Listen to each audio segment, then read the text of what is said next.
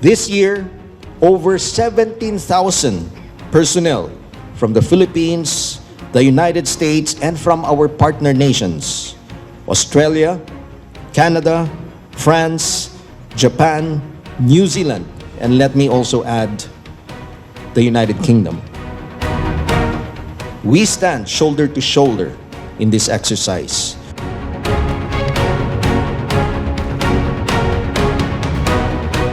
In 1951, the United States signed a mutual defense treaty with a small archipelago nation in Southeast Asia. It was a Cold War calculation, a line drawn against Soviet expansion. Most people forgot about it within a decade. Nobody is forgetting it now. Because 75 years later, that same treaty has produced something that would have been unimaginable just 5 years ago. 7 nations, 17,000 troops, live missile fires. Japanese ground forces returning to Philippine soil for the first time since World War II. The Philippines is no longer just a treaty ally. It's becoming a coalition fortress. On April 20th, 2026, the 41st iteration of Exercise Balikatan officially opened at Camp Aguinaldo in Quezon City, Manila.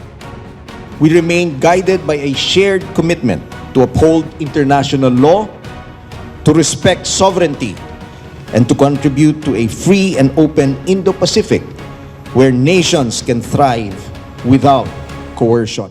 Standing at the podium, AFP Chief of Staff General Romeo Bronner Jr. didn't describe it as routine training. We gather today not simply to begin another exercise, but to reaffirm something far more enduring: the strength of an alliance, the clarity of a shared purpose, and the responsibility that we carry together in securing our region. General Romeo Bronner Jr., AFP Chief of Staff.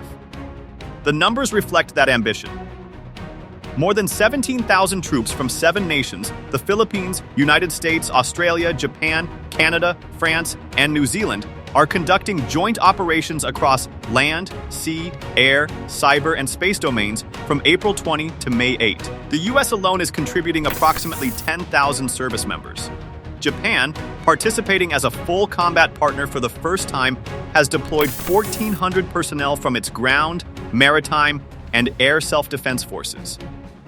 17 additional countries are present as observers. The weapons on display tell their own story. The U.S. Typhoon missile system, capable of firing Tomahawk cruise missiles with a range exceeding 1,300 kilometers, has been present in the archipelago since 2024. Japan's Type 88 anti-ship cruise missile will be fired in a live sinking drill for the first time. The Philippines is showcasing its newly acquired BrahMos missiles. And for the first time in Balikatan's history, maritime strike drills are being held on Itbayat Island, the northernmost point of the Philippines, just 155 kilometers from Taiwan. China was watching. Beijing's Foreign Ministry spokesperson Guo Jiakun delivered a pointed warning on the same day the exercises opened. We would like to remind the relevant countries that persisting in tying themselves together on security will only lead to setting themselves on fire and backfiring.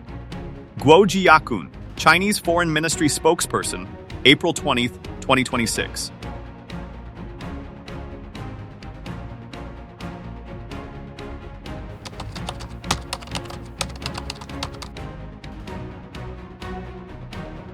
This exercise is not about training, it's about signaling. Every weapon system on display, every live fire drill, every flag at the opening ceremony carries a message. When U.S. Marine Elt Gen. Christian Wortman was asked directly if any nation was the target, he said. Emphatically no. There is no target nation. Elt Gen. Christian Wortman, U.S. Balikatan Exercise Director. That's the official line. The strategic reality is harder to ignore. Coastal defense drills are set fewer than 200 kilometers from Taiwan's southern coast. Counter-landing exercises are running in Zambales, 143 miles from the disputed Scarborough Shoal. A Japanese destroyer transited the Taiwan Strait on its way to the exercise, prompting China to deploy naval and air forces to monitor it. Elbridge Colby has argued that deterrence in the Pacific requires presence, not just promises. Balikatan 2026 is the most concentrated demonstration of that presence the region has ever seen.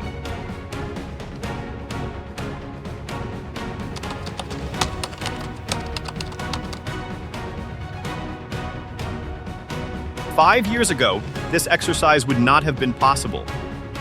Under President Rodrigo Duterte, the Philippines spent years attempting to distance itself from Washington, courting Beijing, questioning the alliance, and threatening to scrap the Visiting Forces Agreement. The coalition building happening today is the direct reversal of that policy. Since President Ferdinand Marcos Jr. took office, Manila has signed military access agreements with New Zealand, Canada, and France. The Japan-Philippines Reciprocal Access Agreement, signed in 2024 and enforced since September 2025, enabled Tokyo's full combat participation in Balikatan for the first time. Over 500 joint military activities between the US and Philippines have been approved for 2026 alone, more than one every single day. Graham Allison has observed that alliances are not built overnight. They are built through repeated exercises, shared equipment, and accumulated trust. What Marcos has done in 3 years is compress a decade of alliance building into a single strategic pivot.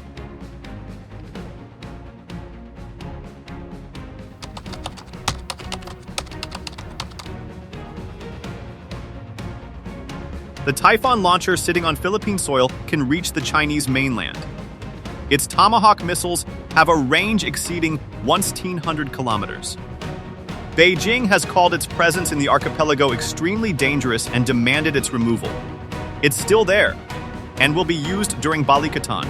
Japan's Type 88 cruise missile will sink a World War II-era Philippine minesweeper in a live-fire drill off northern Luzon. The Emesis anti-ship missile system, designed specifically to threaten naval vessels in contested straits, is also present. And drills on Itbayat Island, 155 kilometers from Taiwan, mark the first time Balikatan has operated that close to the strait. That geography is destiny in the Pacific. The Philippines sits at the intersection of the Taiwan Strait, the South China Sea, and the first island chain.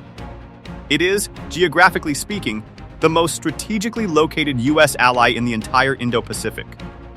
Transforming it into a multi-domain coalition hub changes the military geometry of the entire region.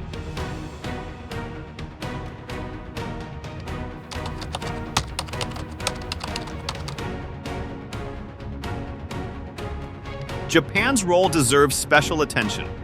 4,100 Japanese troops have arrived in the Philippines for combat exercises. It is the first time Japanese ground forces have operated in the Philippines since the end of World War II. The symbolism is not lost on anyone in the region. Colonel Takeshi Higuchi of Japan's Joint Staff was direct about the purpose. These drills contribute to creating a security environment that tolerates no attempt to unilaterally change the status quo by force. Call Takeshi Higuchi, Japan Joint Staff. But Japan's presence isn't just symbolic. Japanese radar systems are being integrated into the exercise's air and missile defense network, providing real early warning capability. Japan's Defense Minister Shinjiro Koizumi is flying in to observe the maritime strike phase personally. Australia, Canada, France, and New Zealand round out a coalition that now stretches from the Pacific to Europe. Hal Brands has argued that America's alliance network is its greatest asymmetric advantage over China. Balikatan 2026 is the most visible expression of that advantage ever assembled in one theater.